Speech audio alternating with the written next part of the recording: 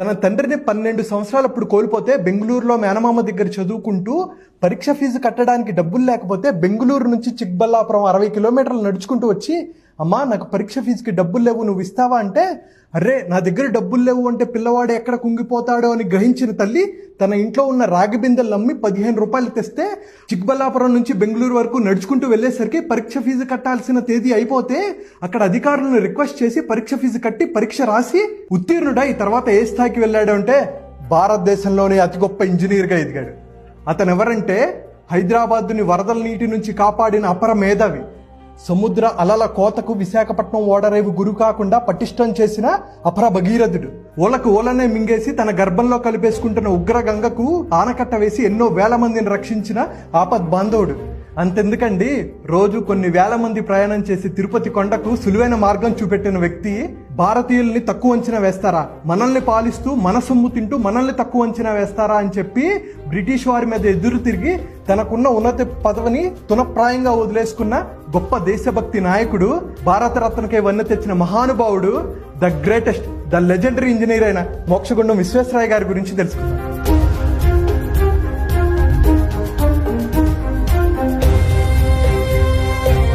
మోక్షగుండం విశ్వేశ్వరయ్య గారి గురించి చెప్పగలిగేంత అనుభవం నాకు లేదు, కానీ ఆయన జీవితంలో కొన్ని నేర్చుకోవాల్సిన పాఠాలు, సంఘటనల గురించి నేను కొన్ని చెప్తాను. మోక్షగుండం విశ్వేశ్వరయ్య గారు 1861 సెప్టెంబర్ 15న బెంగళూరు సమీపంలో మద్దెనహల్లి అనే ప్రదేశంలో శ్రీనివాస శాస్త్రి, వెంకట లక్ష్మమ్మ దంపతులకు జన్మించారు. అయితే వీళ్ళ పూర్వీకులది ప్రకాశం జిల్లా మోక్షగుండం అనే ప్రదేశంలో. ఇందాక చెప్పినట్టు 12 సంవత్సరాలకి తండ్రి చనిపోతారు. తండ్రి చనిపోతే మేనమామ వచ్చి రా నిన్ను చదివిస్తా అని చెప్పి బెంగళూరులో చదివిస్తూ ఉంటారు. ఆయన మామయ్య మీద డిపెండ్ అవ్వటం ఇష్టం లేక ఆయన ట్యూషన్లో చెప్పుకునేవాళ్ళు. రోజు 9 కిలోమీటర్లు వెళ్ళి ట్యూషన్ చెప్పి మళ్ళీ 9 కిలోమీటర్లు వచ్చేవాళ్ళు.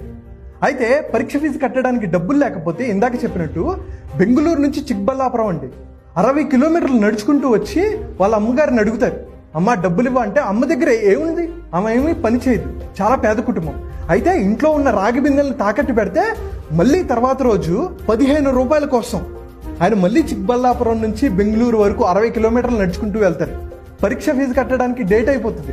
అక్కడ అధికారులను రిక్వెస్ట్ చేసి, సార్ అక్కడ డబ్బులు చాలా ఇబ్బంది అయ్యాయి సార్, ప్లీజ్ అర్థం చేసుకోండి అని చెప్పి వాళ్ళని రిక్వెస్ట్ చేసి పరీక్ష ఫీజు కట్టి పరీక్ష రాసి ఉత్తీర్ణుడయ్యాడు. ఇది ఎప్పుడో తెలుసా, 1878 టైంలో. చాలా మంది అనుకుంటారండి ఎందుకు అన్ని కిలోమీటర్లు నడిచాడని.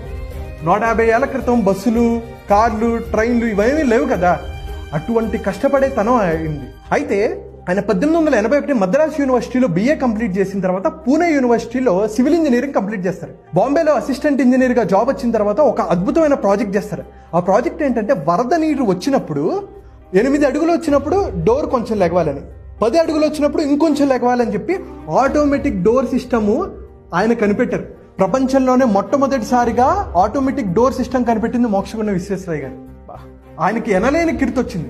అయితే 1909లో హైదరాబాద్ మూసీ నది పొంగి 19,000 ఇల్లు కొట్టుకుపోయాయి, 15,000 మంది చనిపోయారు, లక్షలాది మంది నిరాశ్రయాలు అయిపోతే నిజాం ప్రభు ఆయన పిలిపిస్తే ఆయన అడ్వాన్స్డ్ డ్రైనేజ్ సిస్టమ్ ఆయన బిల్డ్ చేశారండి.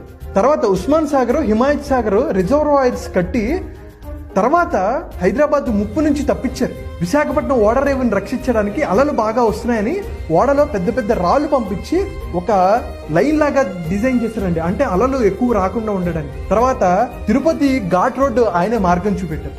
అన్నిటికన్నా ఇంపార్టెంట్ ఏంటంటే మైసూరులో కావేరీ నది పైన కృష్ణరాజసాగర్ డ్యామ్ నిర్మించారు. అది అప్పట్లో ఏషియాలోనే అతిపెద్ద డ్యామ్. ఎన్నో అద్భుతమైన పనులు. మైసూర్ శాండిల్ సోప్ ఉంటుంది కదా, ఆ ఫ్యాక్టరీని ఆయనే బిల్డ్ చేశారు. ఎన్నో కాలేజీలు, యూనివర్సిటీస్కి ఆయన సజెషన్స్ ఇచ్చేవాళ్ళు. ఆయన నిజాయితీ ఎటువంటిదంటే ఆయన ప్రభుత్వ ఉద్యోగంగా పనిచేస్తున్నప్పుడు ఒక ఊరు వెళ్తారు. ఒక ఊరు వెళ్ళి బ్యాగ్లో రాత్రిపూట అక్కడ పని చేసుకుంటారు. బ్యాగ్లో నుంచి 2 కొవ్వొత్తులు తీసి వెలిగించుకొని పనిచేస్తుంటారు.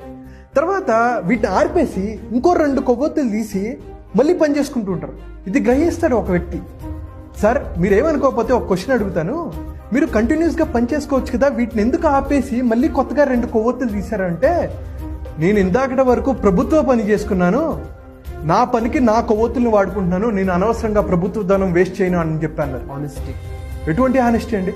తర్వాత ఆయన మైసూర్ దివాన్గా పనిచేశారు. పనిచేసిన తర్వాత ఆయన రిటైర్డ్ అయిపోయిన తర్వాత ఆయన అన్నిటినీ వదిలేశారండి. ఈవెన్ కార్లో దింపుతానన్నా నాకు అక్కర్లేదు, నేను ప్రభుత్వ ఉద్యోగిని కాదు అని చెప్పి అక్కడ నుంచి ఆయన ఇంటికి నడుచుకుంటూ వచ్చారు. నేను రిటైర్డ్ అయిపోతే వీళ్ళు పనులు ఎక్కడ చేయరు, ప్రాజెక్టులు ఎక్కడ ఆగిపోతాయో అని చెప్పి దీనివల్ల ఎంతోమంది ప్రజలకి అన్యాయం జరిగిపోతుందని గ్రహించిన ఆయన నాకు డబ్బులు ఇవ్వకపోయినా పర్లేదు, నేను ఫ్రీగా ఈ ప్రాజెక్టులను అన్నింటినీ కంప్లీట్ చేస్తానని ఒప్పుకున్నాడు.